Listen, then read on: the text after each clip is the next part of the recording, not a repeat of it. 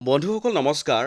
এটা নতুন খবৰ আহিছে শেহতীয়াকৈ আৰু আপোনালোকৰ সন্মুখত দেখুৱাবলৈ লৈ আছোঁ। চাওক, কৰ্মচাৰী আৰু পেঞ্চনাৰসকলৰ পে ৰিভাইজৰ এটা শেহতীয়া আপডেট প্ৰকাশ হৈছে আৰু ইনফৰমেশ্যনটোৰ বিষয়ে অৱগত হোৱাৰ লগে লগে আপোনালোকৰ সৈতে শ্বেয়াৰ কৰিছোঁ।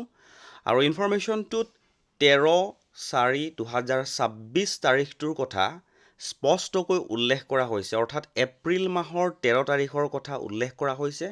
সকলো সবিশেষ আপোনালোকে বুজি পোৱাকৈ জনাবলৈ যত্ন কৰিম। মূল ইনফৰমেশ্যনটো আপোনালোকৰ সন্মুখত দেখুৱাবলৈ লৈ আছোঁ। চাওক, প্ৰথমতে আপোনালোকক জনাবলৈ লৈছোঁ যে ইতিমধ্যে আপোনালোকে জ্ঞাত 8th পে কমিশ্যনৰ ফালৰ পৰা পে কমিশ্যন কাৰ্যকৰী কৰিবলৈ তেওঁলোকে বিভিন্ন কৰ্মচাৰী সংগঠনৰ পৰা পৰামৰ্শ বা ৰাজ্য চৰকাৰসমূহৰ পৰা তেওঁলোকে পৰামৰ্শ বিচাৰিছিল আৰু তেওঁলোকে সেই পৰামৰ্শৰ বাবে এটা গাইডলাইন দিছিলে আৰু সেই গাইডলাইনটোৰ ওপৰতেই আজিৰ এই ইনফৰমেশ্যনটো প্ৰকাশ হৈছিলে। আপোনালোকৰ সন্মুখত মই দেখুৱাবলৈ যত্ন কৰিছোঁ। নাম্বাৰ 1টো হ'ল ৱৰ্ড লিমিট বৃদ্ধি। বৰ্তমান 3500 কেৰেক্টাৰ বা 500 ৱৰ্ডৰ সীমা অতি কম বুলি উল্লেখ কৰা হৈছে। সেয়েহে প্ৰতিটো থিমৰ বাবে অতি কমেও 1000 ৱৰ্ডলৈ বৃদ্ধি কৰাৰ দাবী জনোৱা হৈছে, যাতে সম্পূৰ্ণ আৰু অৰ্থপূৰ্ণ ছাবমিশ্যন কৰিব পৰা যায়। অৰ্থাৎ পে কমিশ্যনৰ ফালৰ পৰা কোৱা হৈছিলে পৰামৰ্শ দিবলৈ, কিন্তু তেওঁলোকে তাতে টাৰ্মছ এণ্ড কণ্ডিশ্যন বান্ধি দিছিলে যে এটা থিমৰ বাবে মাত্ৰ 500 ৱৰ্ডৰ ভিতৰতহে বৰ্ণনা কৰিব লাগিব। কিন্তু বৰ্তমান সময়ত কৰ্মচাৰী সংগঠনসমূহৰ পৰা কোৱা হৈছে যে 500 ৱৰ্ড নহয়, 1000 ৱৰ্ডলৈ বৃদ্ধি কৰক, যাতে বিভিন্ন ইনফৰমেশ্যন বা বিভিন্ন সমস্যাসমূহৰ বিষয়ে আঁতি গুৰি মাৰি ইনক্লুড কৰিব পৰা যায়। 2 নম্বৰটো হ'ল ছাব কুৱেশ্যনছৰ বাবে স্পষ্ট ব্যৱস্থা। বৰ্তমান ফৰ্মেটে সকলো ছাব কুৱেশ্যন বা ছাব টাইটেলত উত্তৰ দিবলৈ সুবিধা নিদিয়ে। সেয়েহে ষ্ট্ৰাকচাৰ্ড ফৰ্মেট প্ৰদান কৰি প্ৰতিটো ছাব কুৱেশ্যন ছিষ্টেমেটিকভাৱে উত্তৰ দিয়াৰ ব্যৱস্থা কৰাৰ দাবী কৰা হৈছে।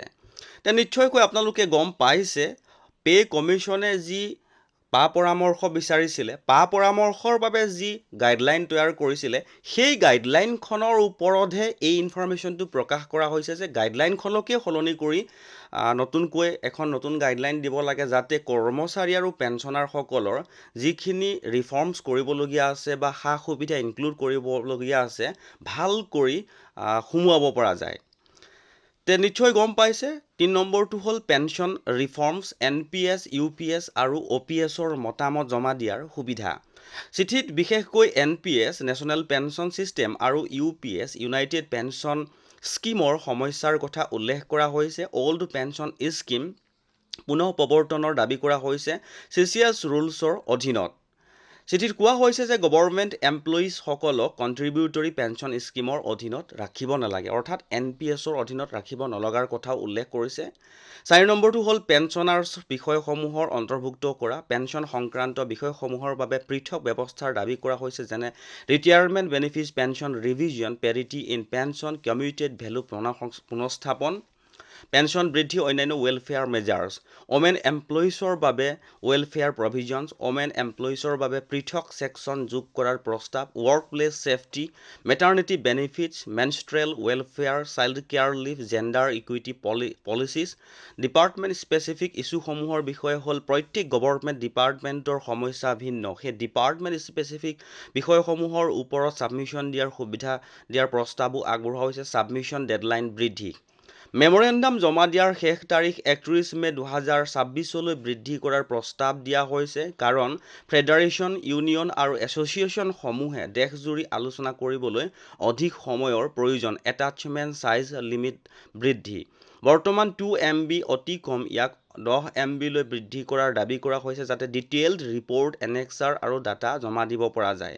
ছাবমিশ্যন মুড বৃদ্ধি। অনলাইন ছাবমিশ্যন উপৰিও ইমেইল, হাৰ্ড কপি যোগে ছাবমিশ্যন দিয়াৰ সুবিধা কৰিবলৈ প্ৰস্তাৱ কৰা হৈছে, যাতে একচেচিবিলিটি বৃদ্ধি পায় আৰু টেকনিকেল সমস্যা কমে। নিশ্চয়কৈ গম পাইছে, শেষত ষ্টাফ ছাইড কমিশ্যনে তেওঁলোকৰ সৈতে আগবাঢ়ি আলোচনা কৰাৰ আগ্ৰহ প্ৰকাশ কৰিছে। চিঠিত কোৱা হৈছে, we would like to meet the 8th central pay commission on any convenient date after 13/4/2026।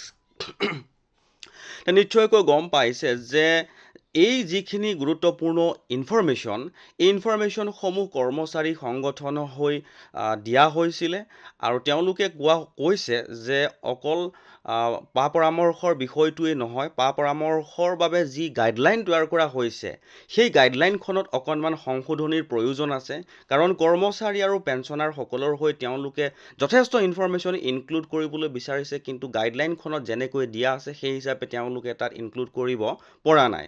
আৰু ইয়াৰ ওপৰত লিখিছে যে 1 এপ্ৰিল 2026 তাৰিখৰ এই কমিউনিকেশ্যনত 8th পে কমিশ্যনলৈ লিখিছে যে ছেক্ৰেটাৰী ষ্টাফ ছাইট NCJCMA প্ৰেৰণ কৰিছে আগৰ কাৰেছপণ্ডেঞ্চ আৰু আলোচনা উল্লেখ কৰি কৈছে যে বৰ্তমান মেমৰেণ্ডাম ছাবমিশ্যন প্ৰচেছত থকা গঠন আৰু সীমাবদ্ধতা বহু ষ্টেক হোল্ডাৰে চিন্তা প্ৰকাশ কৰিছে। এই বিষয়সমূহ সমাধান কৰি অধিক পাৰ্টিচিপেশ্যন আৰু ডিটেইলছ ইনপুট কৰাৰ প্ৰয়োজন আছে বুলি উল্লেখ কৰিছে। নিশ্চয়কৈ গম পাইছে কৰ্মচাৰী আৰু পেঞ্চনাৰসকলৰ হৈ 8th পে কমিশ্যনৰ যি ৰিভাইজ হ'বলৈ গৈ আছে সেই ৰিভাইজত কেনেকুৱা ধৰণৰ ৰিভাইজ কৰিব পৰা যাব বা কেনেকুৱা কৰ্মচাৰী আৰু পেঞ্চনাৰসকলৰ হকে ইনফৰমেশ্যন ইনক্লুড কৰিব পৰা যাব, তাৰ ওপৰত বিভিন্ন কৰ্মচাৰী সংগঠনে বৰ্তমান সময়ত কাৰ্যকৰী কৰি আছে, লাগি আছে, আৰু তাৰে এটা শেহতীয়া ইনফৰমেশ্যন পালোঁ আৰু লগে লগে আপোনালোকৰ সৈতে শ্বেয়াৰ কৰিলোঁ। যদি ইনফৰমেশ্যনটো ভাল লাগিছে বা আগলৈকো যদি এনেকুৱা ইনফৰমেশ্যন আপোনালোকে পাই থাকিবলৈ বিচাৰে তেনেহ'লে চেনেলটো ছাবস্ক্ৰাইব কৰি হাতত ৰাখিব।